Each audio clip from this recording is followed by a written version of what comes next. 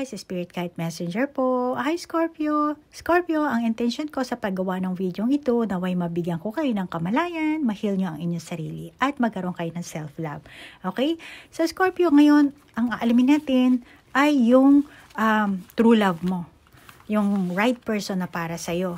So, alamin natin ang damdamin niya, energy niya, at ikaw rin, yung energy mo, sitwasyon mo, at kung ano bang mararamdaman niya, no? Past, present, future. Kayo na ang bahalang mag-adjust. Pati yung gender niyo, Scorpio. Gender at saka edad niyo, ano? At gawin niyo lang itong sanggunian, ano? Alamin natin kung ano ang mararamdaman niya, katangian niya, at kung ano ang magiging impression niya kapag nagkatagpo kayo. Okay? Whew.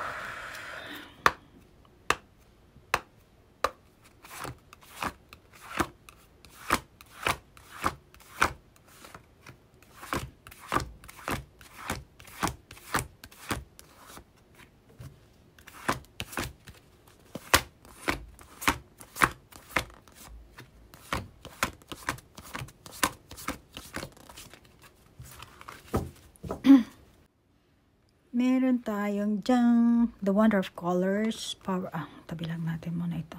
Nasa harapan. Time to Heal.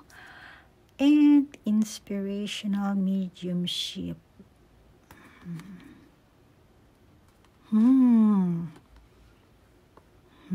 Mukhang dito ko gustong tingnan ang baraha mo. And then, tingin ko sa'yo, Scorpio, nag-explore ka or nag-e-explore. Kung may karelasyon ka, malamang na magkasama kayo. Magkasama kayo. Full of excitement. Baka nagpupunta kayo sa beach, pamotor-motor, ano, yung iba sa inyo, hindi lahat, ano. Kung wala ka namang karelasyon, tingin ko sa'yo, kahit ikaw lang, pero may freedom ka. Ano? Kung saan mo gusto pumunta, makakapunta ka. Anong gusto mong gawin, magagawa mo. Meaning, free ka. Ano? At tingin ko, ang energy mo talaga ay fearless. Fearless ka, at malamang na energetic kang Scorpio. Kasi nakakita ko na mukhang gusto mo rin talaga ng adventure. Kaya may asawa ka, kaya may karelasyon ka, kaya single ka, ganun ang nakakita kong enerhiya mo. Maring hindi lahat sa inyo, yung iba. Okay? At alam mo sa sarili mo kung ano talaga ang gusto mo.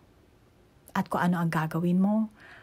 At kung ano man yung gusto mo talaga na masasabi ko na kapag ginawa mo, gusto mo talaga magtagumpay. May magiging kalalabasan.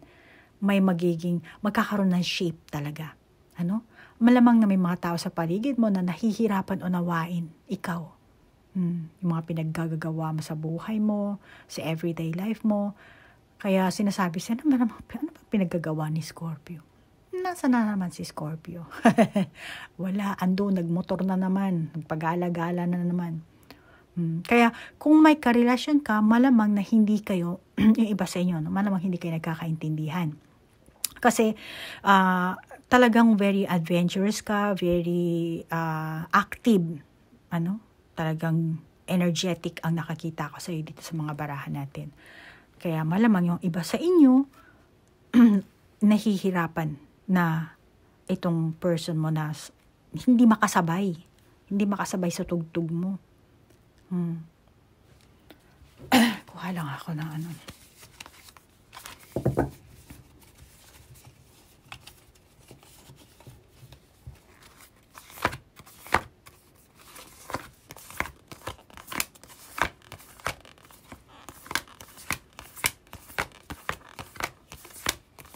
Additional lang to ha.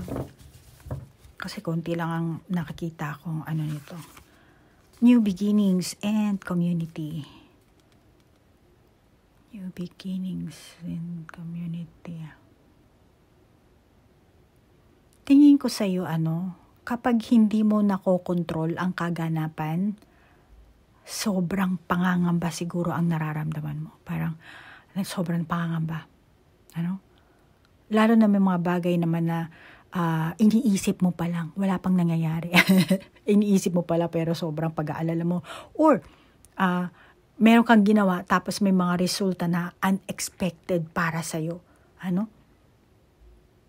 Malamang na dito ka nagpe-freak out.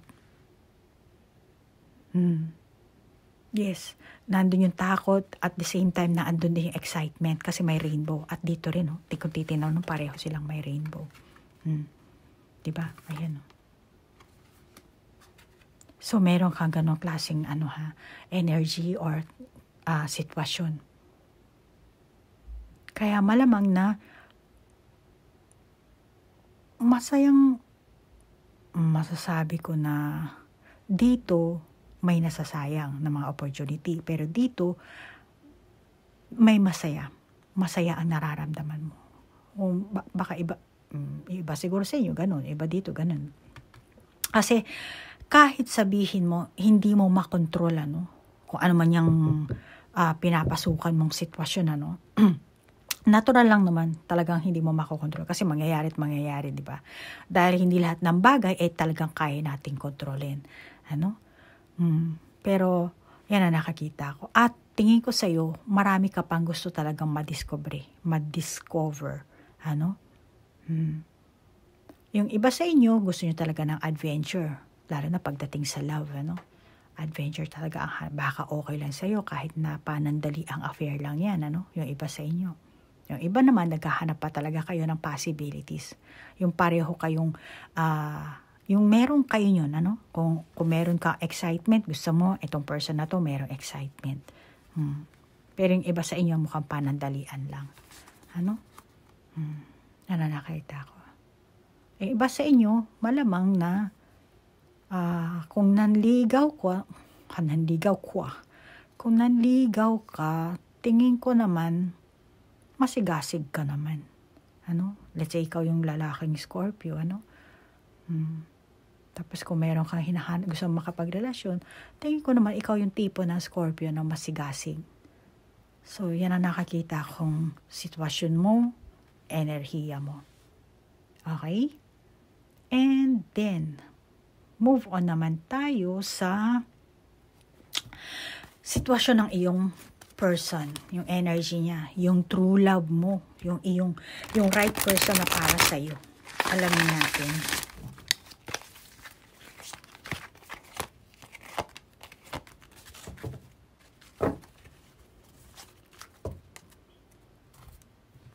Tapos eto, ano ba gagamitin natin? Sitwasyon niya kasi, eto na lang siguro, Tika, ganyan.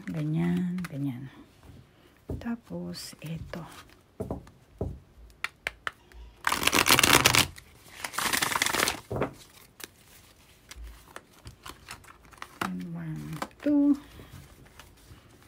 1, 2. Nangangati yung ilong ko, I'm sorry. Diyan, throat chakra. Diyan, believe and succeed. Sacred chakra. Hindi. Ganito pala siya. 4 of Cups na reverse. 4 of Cups na reverse. Okay. And then, eto naman ay 7 of Wands. 7 of Wands.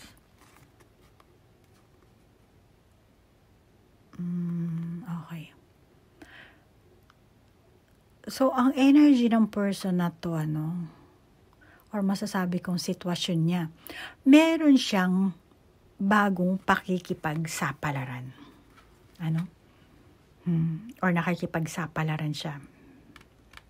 Ngayon, bagong opportunity, malamang, bagong simulain, or ito siguro ang hinahanap niya, bagong simulain. Ngayon, maaring trabaho, pagsisimula sa trabaho, or sa relasyon, or sa mismong buhay niya. Gusto niyang baguhin yung buhay niya, or gusto niyang magbagong buhay. Kung yan ang magandang right term na masasabi ko, At maaaring may mga pagkakamali siya nagawa sa nakaraan or sa kasalukuyan at meron siyang na-realize Or may mga nag-advise siguro sa kanyang tao na, uy, magbago ka na. Magbagong buhay ka na. Kaya, malamang na yun ang gagawin niya. Or magsisimula siyang muli. Malamang sa mga nakaraan, may trahedya na naganap sa buhay niya. Kaya ngayon, ang gusto niya is fresh start. Magsimulang muli. Dahil siguro mayroong mga sari-saring kaganapan ng pinagdaanan nitong taong ito, ano? Kaya gusto niya i-wash out na yan, magbagong buhay. Magsimula. Baguhin ang lahat. Back to zero. Baka yung iba sa inyo, itong person mo, itong true love mo, ano, na siguro itong right person na para sa iyo talaga, meron na siyang naging asawa. Baka nakasal na, may anak na, ganun, ano. At ang gusto niya siguro, silang mag-asawa ay makatamo ng papuri. Just like nagbo-volunteer sila sa kung saang man, charity, ganun, or baka kagawad ng barangay, ganun. Basta ang gusto niya ay makatamo siya ng papuri. Mapuri silang dalawa. Or kahit siya man lang, mabigyan ng parangal sa mga kanyang ginagawa. Meron siyang ganong klaseng gusto niyang matamo. Maring magaling siya sa public speaking, humaharap siya sa maraming tao. Kaya parang sa kabila ng ganong klaseng nararanasan niya, gusto naman niya na mapuri siya. Gusto naman niya na masuklian yung ganong klaseng meron siya siguro siyang ginagawa, hindi ko lang alam. Pero yun ang nakakita ko sa ating baraha, kaya malamang na gusto niya na may sukli naman. Yung iba, gusto niyang patatagin talaga yung sarili niya, Yung iba sa inyo, itong true love niyo. Patatagin ang sarili niya, maging practical sa buhay, maging mapagbigay. Hinahanap din niya sa sarili niya yung pagiging stable at secure na pamumuhay. Ganon din, kung papasok siya sa isang relasyon, yun ang hanap din niya. Merong stability, secured na karelasyon. Lalo na kung itong person mo talaga ay single, itong true love mo, itong right person na para sa'yo, yun ang nais niya. Kasi gusto niya mag-grow, gusto niya sa relasyon na papasukan niya, mag-mature siya. Ayaw niya na ng mga conflict, yung awayan, kung ano-ano pang gusto niya talaga na yung diretso lang ba, syempre hindi nawawala yung pagtatalo, pero gusto niya kung if ever na meron mang pagtatalo magaganap, gusto niya yung meron siyang matututunan, yung ganun. Hindi lang yung basta away, magpapalitan ng samaan ng loob, ng kung ano-ano. Ayaw niya ng ganun. So, masasabi ko magandang enerhiya ng person na to. So, move on naman tayo. Kung kailan kayo magtatagpo? Kailan kayo magtatagpo dito ng iyong true love or ng iyong right person? The right person for you. Scorpio.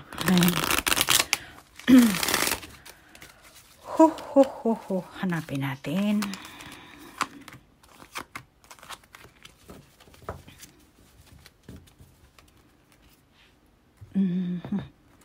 Ayusin lang natin ito kasi ito ang upright niya, obvious naman, ganyan naman. Kailan timing na pagtatagpo ni Scorpio at ang kanyang true love? Kailan ang timing ng pagtatagpo ni Scorpio? Sumama na. Sige, isama na siya. Okay, unahin natin to. Diyan, retreat. It's time to disconnect from the world. Diyan, religious factors. Your love life is influenced by your religious upbringing and spiritual path. Kaya siguro meron throat chakra. Kasi, kasabi ko kanina, public speaking, di ba? So, baka pastor. Pastor siguro tong seminarista, itong true love mo, yung right person para sa. Pay attention to the red flags. The signs are cautioning you. And then, jaga, mice and ring. Mice and ring. Kakaba-kaba naman. Pero dito sa Japan, pag kahit monk, pwede naman mag-asawa. Yung mga, ang tawag dito, monk sa shrine, may mga asawa yung mga yan. Baka yung sa'yo, pastor. Ang pastor pa, pwede rin naman mag-asawa, di ba, pastor? Sorry, hindi ko alam eh. Depende kung Kristiyano ba o di ba? Hindi naman siguro siya magpapare. Well, anyway, kailan ba ang timing ng inyong pagtatagpo? Maring ikaw or itong person mo, itong true love mo, masasabi ko, kapag nakaranas kayo ng kawalan ng pananampalataya, oh my God, sorry, natawa ako pa, kasi dito ko nakakita, okay, kapag nakaranas kayo ng, nawala na yung pananampalataya nyo siguro dito, maaring nawala yung pananampalataya nyo sa Diyos, kaya pala sabi ko dito baka siguro tatalikuran nito, yung pagiging seminarista niya, yung pagiging pastor niya, or kung ano man. Kasi dito, throat chakra, di ba? Public speaking So, maaring sa harap ng tao, nagpapayo siya, di ba? Kung hindi ko alam kung anong pinapayo niya. Pero, dito naman, yun ang timing ng pagtatagpo nyo. Kapag nakaranas na kayo ng kawalan ng pananampalataya, maaring sa Diyos, sa inyong mga may kanya-kanya siguro kayong relasyon, or yung tipong makakaramdam kayo ng panghihina ng loob. Tatakas kayo Dala-dala niyo yung keso. Saan kayo pupunta? Scorpio, ano ba? Saan ka pupunta? Bumalik ka dito. Ayan, yan na. Grabe ang baraha mo, Scorpio. So, yung tipong nakakaramdam ka or siya or kayong dalawa ng panghihina ng loob, hindi na panatag ang inyong mga buhay. Parang kailang nayayanig na ka, religious factors, nayayanig na kayo dito. So, or meron kayong kaganapan sa person mo na nawalan talaga siya ng pag-asa sa buhay. Pag-asa na magbago ng buhay, pag-asa na, alam mo yun, meron siyang inaasahan na gusto niyang baguhin. Na, yun naman, ay nawalan na siya ng pag-asa. Kung ano man yun.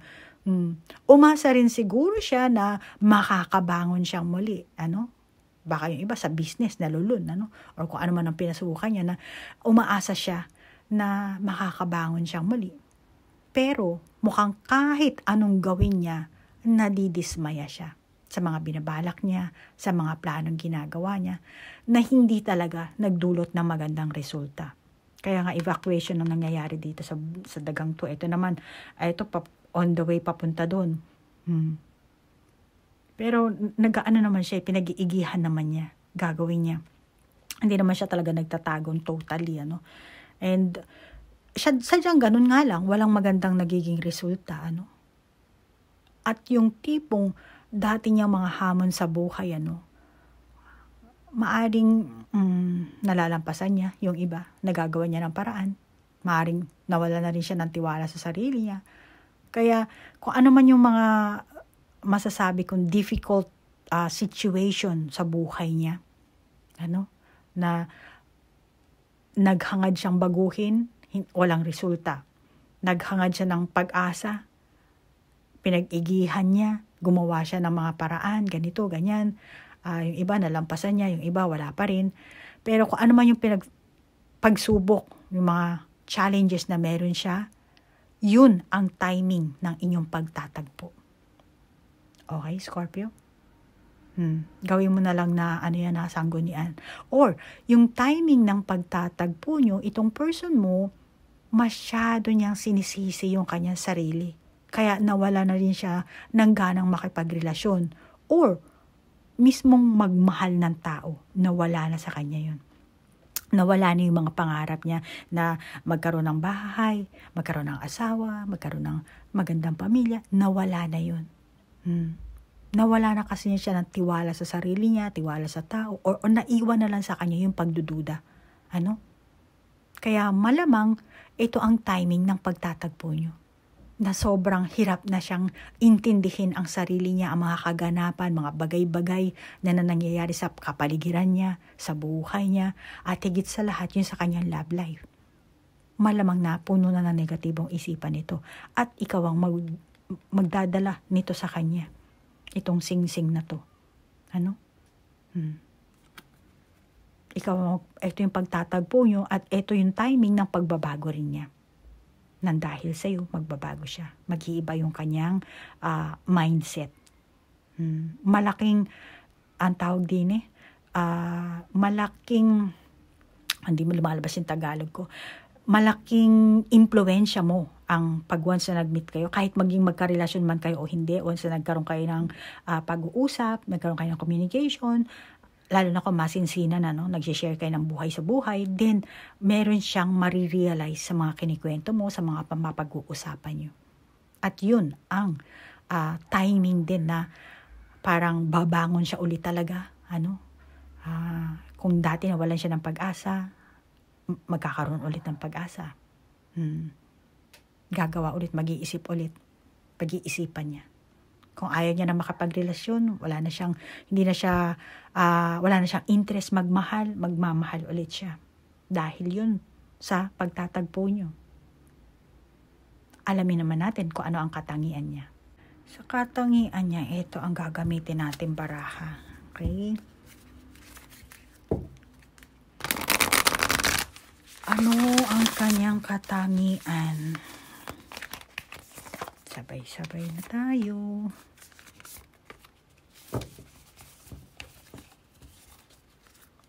And then, ito, kuha tayo nito. Ano ang kanyang katangian?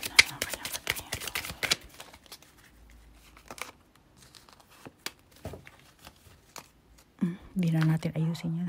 Bahala na siya dyan. Jajang. Stillness. Truth. Illumination. And then, jajang. Earth and fawn. Fawn. Okay.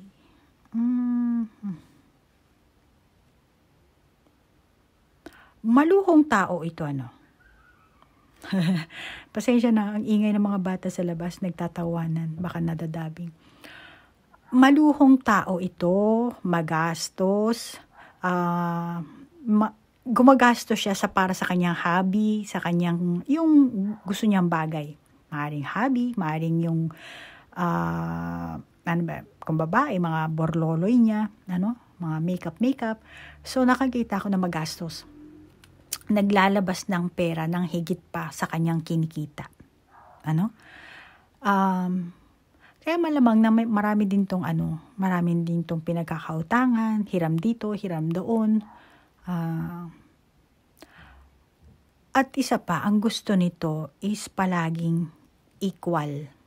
Equal ang samahan, lalo na pagdating sa kaibigan, wala sa kanya yung salitang libre. Depende na lang kung kailangan talagang ilibre. For example, nilibre siya. Okay, nilibre ako, kaya manlilibre rin siya. Ibabalik, susuklian niya lang naman. At pwera pa dyan, maaring hindi siya yung type ng tao na yung sa kanya magsisimula kung ano mang bagay yon. Hindi siya mag-i-initiate. Kapag merong sa kanya, saka lang siya gagawa ng action. Pero hindi siya talaga mismo magsisimula. Kahit yun sa away, hindi siya magbebenta ng away. As long as hindi siya bebentahan. Hindi siya bibili ng away. Ganun ang katangian ng taong ito. Kapag hindi mo siya pinakialaman, wala rin naman siyang pakialam sa'yo. Yung iba, itong person mo, dahil sa kagustuhan niyang mapanatili, ang gusto niyang lifestyle, yung itsura. Ito kasi nagbubungkal ng lupa, marami akong validation dito. Kaya baka hindi niyo makita sa picture, So, meron siyang kagustuhan talaga na gusto niya talaga mapanatili. Maaring yung bahay niya, yung bakod nila, o yung sarili niyang katawan, yung mukha niya, yung kanyang image, maaring gumagawa siya ng yung iba, hindi lahat, ng hindi ka nais-nais. Para lang kumita, para lang ma-maintain niya yung kung ano yung gusto niyang ma-maintain. magkaroon ng panggastos. Yung iba sa inyo, merong katangian nito. Hindi ibig sabihin na true love mo siya or siya yung right person, perfect siya. Hindi. Dahil tao ito.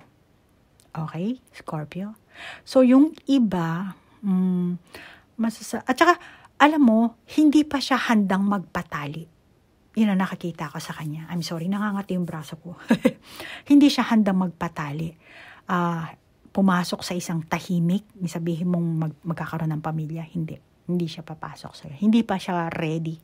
Hanggat hindi niya nakakita na magiging stable ang kanyang financial, pananalapi, hanggat ganun pa siya, hindi siya mag-aasawa or makikipag-live-in. Maaring live-in, oo, pero yung sabihin mong magpapatali talaga, no. Meron pa siyang gustong ma-attain. At saka gusto niyang kumita ng pera sa madaling paraan.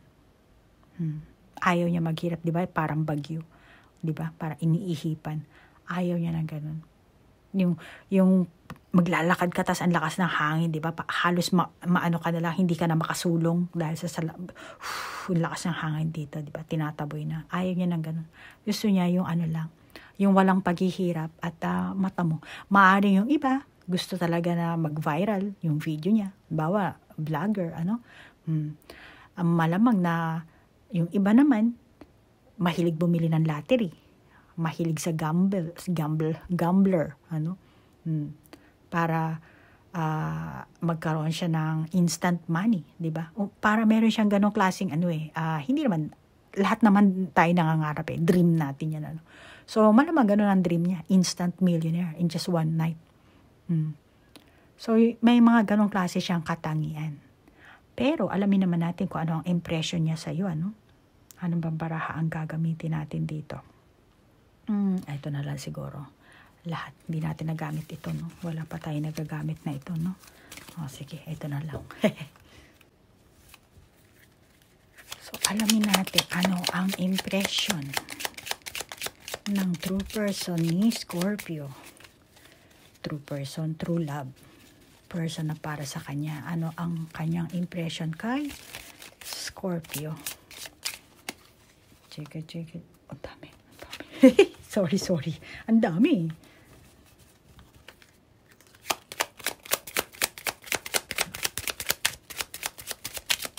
Mahirap magbasa pag masyadong marami. Yan, apat lang. Combination ng yan Paano ba to? Ito. Ayan. Diyan. Cross. Lilies. And sun. Diyan. Book.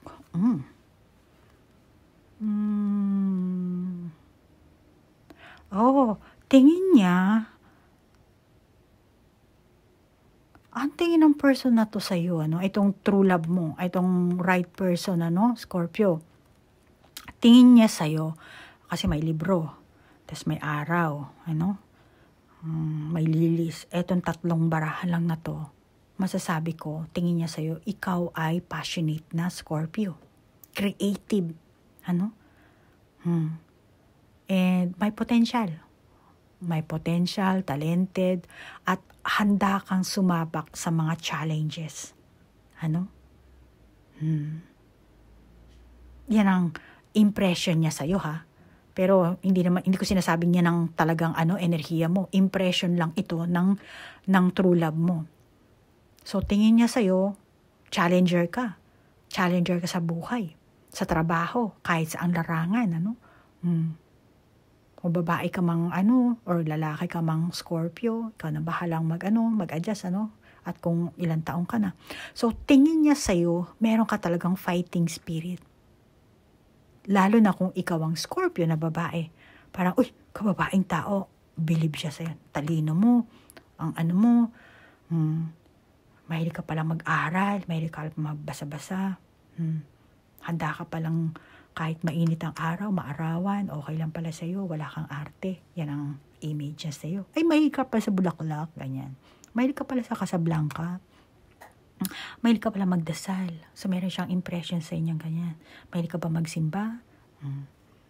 Yan ang nakakita sa ng person na to. Iniisip niya, siguro si Scorpio, mahilig siguro itong mag-travel. Kasi may araw tayo, mag-travel, yung mga excitement na gimikera ka siguro, kung saan ka nalang pumupunta, para sa kanya malakas talaga ang loob mo.